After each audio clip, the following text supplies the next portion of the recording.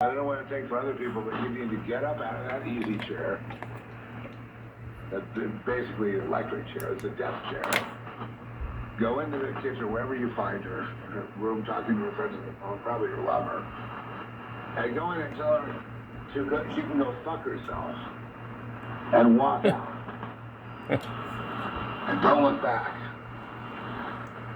I think that would be marvelous. And if you got kids, make sure the kids are there too, to witness it, because that will be one for the history books. And Dad's finally standing up to him. He's walking out. I mean, this is great. He's not going to take her shit anymore. And then don't call her on the fucking phone. Don't call her on the phone. For God's sake. Sorry, Lord. Don't call her on the phone. You know, just go about your business, get yourself another job or whatever, get yourself a place to live, and say, you know, through a third party, maybe a lawyer, honey, we are officially done. Thank you. If you want to talk to me, you can make an appointment. Click. And, you know, and that would be, that might save your soul. At least put you on the road to Christ. Right? To put you on the road to Christ, that whole family unit's got to be busted up in a million pieces. Oh, that's not what my pastor says. Well, your pastor basically eats shit all day. What do you expect him to say? Good in, good out. So he's full of shit. So get up. I remember when the entire congregation laughed at they turned their backs on Trish and me to make a point that we were not being accepted. And I'm not sure exactly what it was. I think we had an argument over something, you know. But again, we wouldn't join in with the others. You know what I mean? We were going there to worship Jesus and then leave. So they did that, and Trish and I started laughing our asses off at how stupid these people were, how completely unenlightened they were, how completely anti-Christ they are. You know, laughing and mocking at people that had the Holy Spirit, us. And they acknowledge, they go, you guys have the Holy Spirit. You know, and yes, and you don't. You come here Wednesday night and Sundays, and you're better off before you even set foot in there. But you can't leave because they made you afraid that if you leave, you lose your salvation.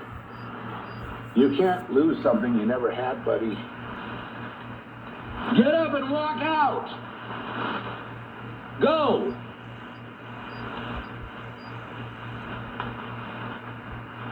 Don't be one of these guys that the Lord says, depart from me, I never knew you. That would be a very harsh thing to hear. Depart from me, I never knew you. Oh my God. Can you imagine? Depart from me, I never knew you. And as far as women are concerned, taking crap from your abusive alcoholic husband, well, now the day has come for you to do the same thing. Tell him to go fuck himself. Tell him that you're not,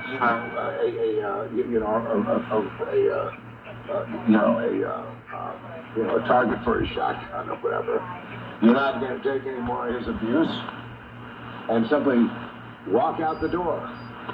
And when he starts acting like a baby, go, please, baby, come back. Please, baby, come back. I can change, baby. Please, oh, please, I miss you so much.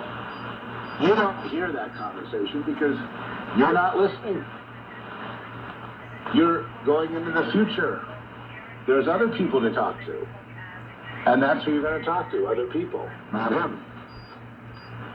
You know, and but God hates divorce. I mean, you know, well, there's a, you know, yeah, don't, you know, thou shalt honor my mother and father, and that. But you know, a lot of people live together that aren't married.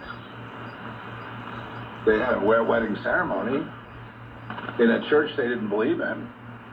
So to me, they're just living in sin anyway. So I'd say get up and get out. So call it a day. Call it what it is. Your marriage is a sham. It's a joke. it is a source of pain, and it holds you back from becoming the thing that really scares you. Is what happens if you become who you are.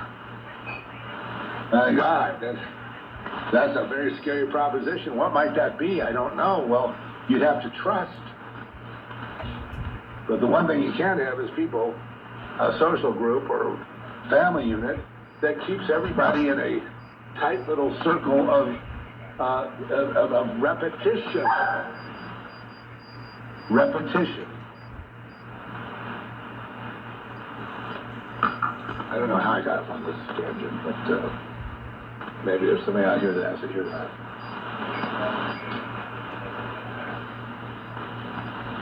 The future favors the bold was a line of dialogue and a line in Quantum Devil that Larry wrote when they played Carol.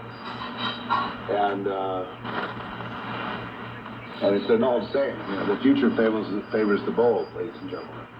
Well, it's a bold thing. When you say something like Jesus, following that is a very bold move. That's the kind of move that gets you rejected by your social group, that gets you kicked out of the office, that gets you a demotion. So what's more important? Having the approval of a bunch of assholes for the rest of your life, watching your every move, making sure you don't step out of line, and if you do, making sure you know that you need correction, and you need to apologize to them. Remember, you're not apologizing to God. You're not repenting before the Lord. You need to go to them and ask for forgiveness of man, because your entire God is man.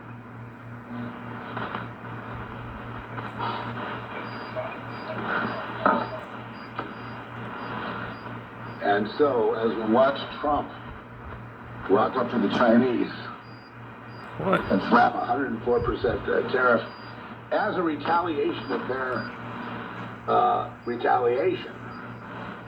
Like, look, man, I don't give a fuck. Here's 104% tariff. Go fuck yourselves. Oh, what are you going to do? Nuclear war, buddy? At this point, I don't think, if half of China went, do you think anyone would even care? After all the fentanyl deaths? I don't think so. Chinese have a very bad reputation in America. It's only the politicians doing me time that like them. Everybody else hates them. Because when they destroyed the working class, the Democrats, when the Democrats destroyed the working class, when they caused a funnel of money to go this from guy's the worker really racist. to Wall Street. Oh, I can't believe this China. guy. Wow. I remember there's this. I mean, I understand things about life, but Jesus. I do. But, remember that guy, Steven? Not all Chinese people are bad. The shoe guy?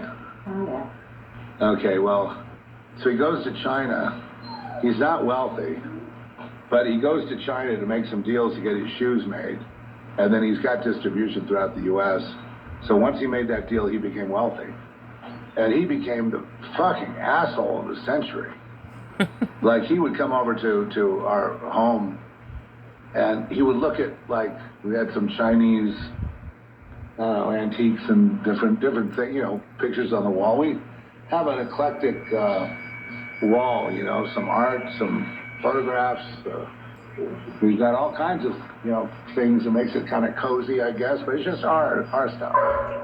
But he was looking at everything going, well, this is fake. I can do better than that. I can buy a piece from China 10 times better than that.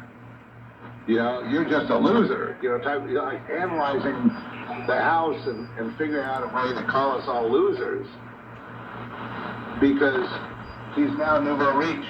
He's now got money, and therefore he needs to put himself up there as superior. Man, this guy. He's out there. Always been a businessman. I'm sure he'd be successful. But see, a guy like that being successful is the worst thing that could happen to him. That's a soul crusher. And his family just relies on him to bring home that big money. That big money from slave labor. I said, Stephen, you're using slave labor in China. And he goes, They love being slaves. He told me those exact words. They love being slaves. I'm like, would you have suicide nets for them to jump onto and save them from suicide because they're so miserable in sweatshops working for you? No, they love it. They love communism. Oh, Jesus. They love slave labor. And he literally said those words to me. You talk about an insensitive guy, a guy who had it coming. He should have had his head smashed in. But God's let him run on a long time because, you see, he's already in prison. And see, that's what you have to really realize. You're waiting for somebody to get their comeuppance. You're waiting in your own logic. Your logic doesn't count with the Lord. Sometimes... What does this got to do with the Lord? A person in their rut, in their status quo, this guy's crazy. The biggest punishment anyone could give them. Where the best, thing to set them free would be to lose everything, including that fucking awful bitch wife. Whoa. And those fucking spoiled kids. That'd be the best thing that could possibly happen. Wow. But he's not going to get off the hook. He's going to be under the whip until he fucking expires. And he's going to have to go to China, and he's going to have to keep bringing home that bacon. Now, I'm just thinking, he makes those shoes in China with slave labor, and now it's 104% tariff to bring them in. Yeah, maybe God's giving him a break, or maybe he's also, he was making so much money with that, he's probably retired by now. But, and he made us all know just how much money he was making. Billions and billions, millions and millions, anyway. And I thought about that. I thought, hey, how can this guy be so evil to enjoy slave labor and all that and not get his comeuppance, not have a financial interruption. And because that may not be the right punishment. Leaving him alone may be the greatest punishment of all. He'll just be lulled to death into a complacent, mealy-mouthed, unthinking, uncaring death that he well deserves when he's, when he's employing slaves. I mean, and then this is just talking about one guy. Make no money. There's no fair trade. Brings these shoes in for $20 a pair. Anyone can buy them from Venice Boardwalk to South Beach to whatever, beach wear. Maybe he got involved in sunglasses too. Cheap shit. Now really sold over the last 3 or 4 decades, huh? Only now you see you're not going to have that. If you want those sunglasses or you want those shoes, you're going to have to encourage somebody to make it right here. Because you're not going to get it from China. You're not going to get that great deal of $20 a pair. You're not going to find them. You might find them for $150. Or somebody might be a smart entrepreneur and figure out how they can make the same piece of junk here. Right? Because Chinese are all style over substance, right? There's no substance there with their cheap stuff. It's just style. They're the biggest purveyors of these fake Rolex watches, too. They know how to imitate the good stuff, but inside it's a piece of junk. And that's China. Inside it's a piece of junk. Right? Because their system of totalitarianism is inhuman. And slave labor is inhuman. So this emphasis on the worker in America, I would say that all of my liberal Democrat friends should at once leave the Democrat Party and even just be an independent. But you can't be serious. Aligning with people that think it's okay to, just shoot people you disagree with. You hate the worker now. It's all about the limousines and Wall Street and making the big money. And as one of your leaders said, what's her name? Jasmine Crockett. She said, we ain't picking cotton no more. trying to like appeal to black slang people, Oh, which jeez.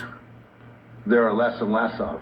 Wow. You know, I mean, I don't know who she's trying to appeal to, but we ain't picking cotton, no way. Mm-hmm. You know, like that kind of accent.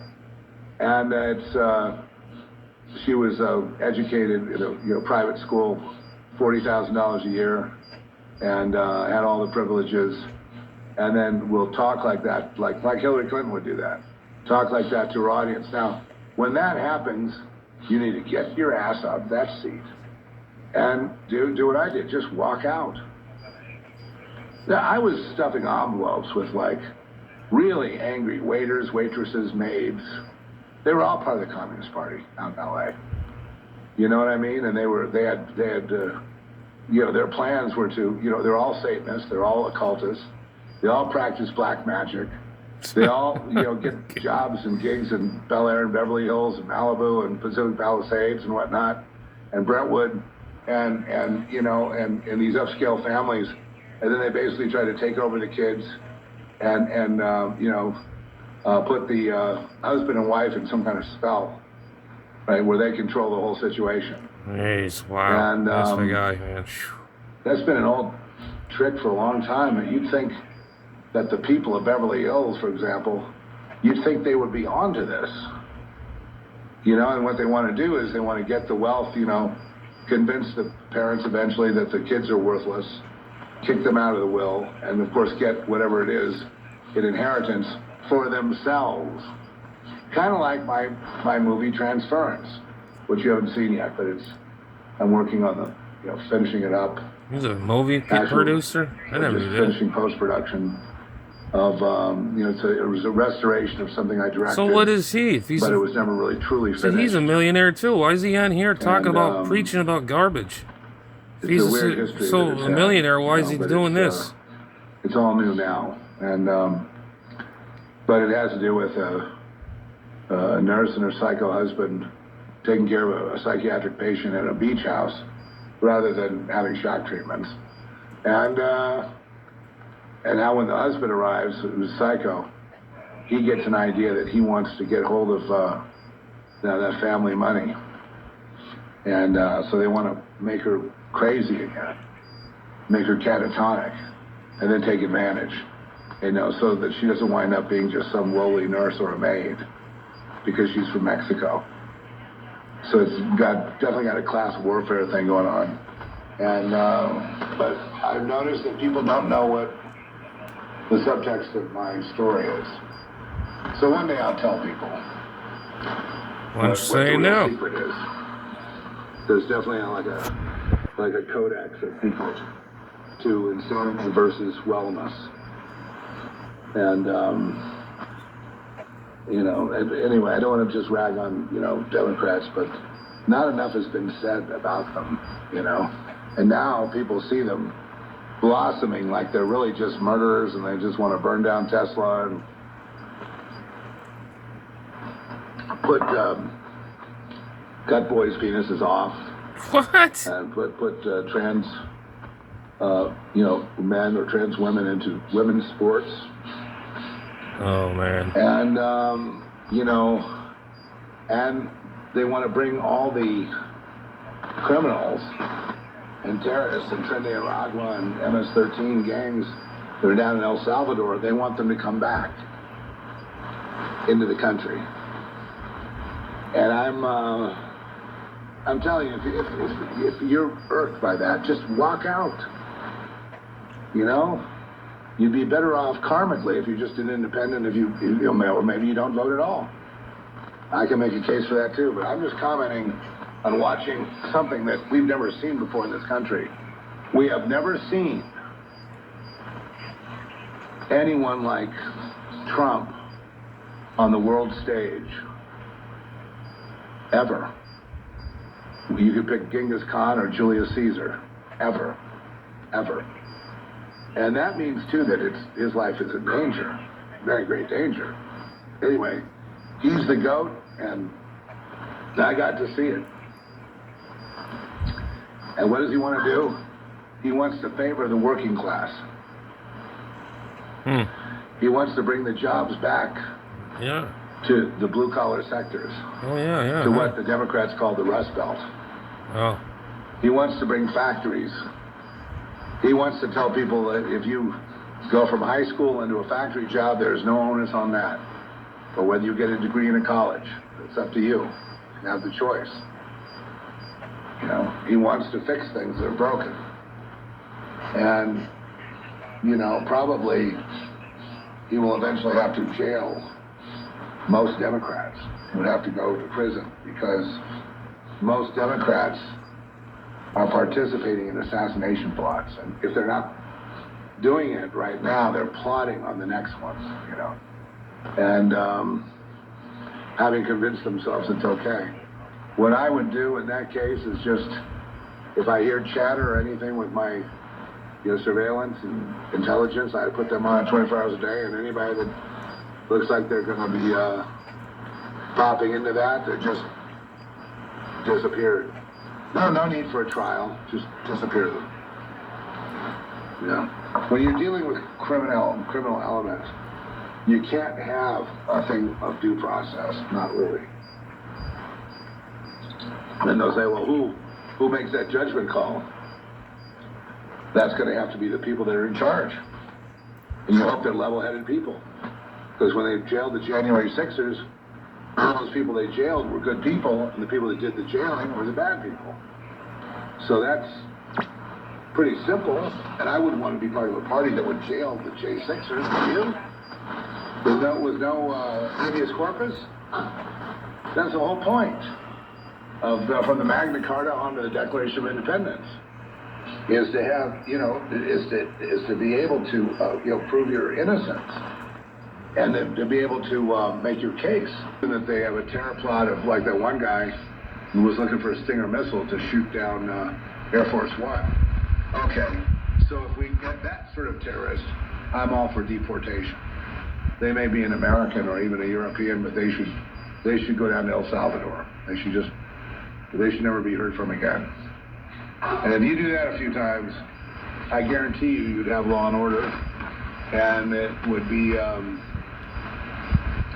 people would realize that you can't solve things by violence.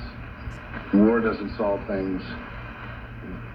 Violence doesn't solve anything. No, sheesh, no kidding. But if you let the violence go, yeah, let it go. unaddressed, if you let the white-collar criminals the politicians, the Epstein Islanders, if you don't arrest them, then this all of these things that are being done by Trump and other people trying to reform the U.S. will be all for nothing unless there were handcuffs. It would.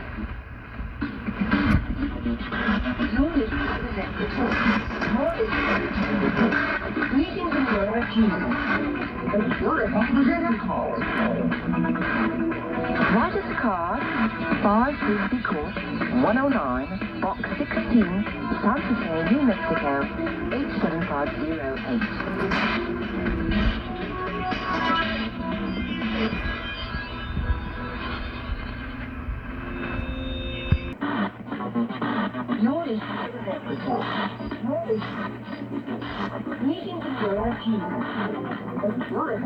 Can never understand this. Write us a card, 5 Frisbee Court, 109, Box 16, Santa Fe, New Mexico, 87508.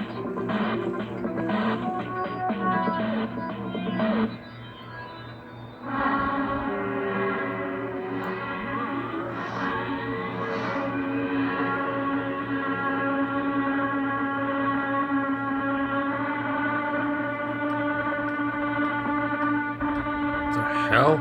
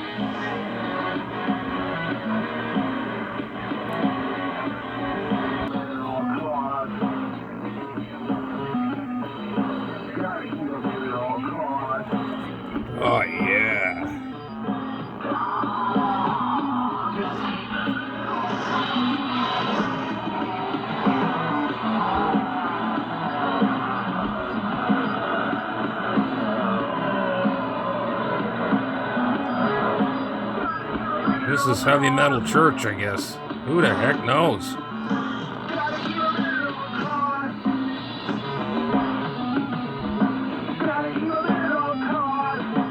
International Shortwave, WWCR, Nashville, Tennessee, USA. Worldwide Christian radio. Wow, that's it?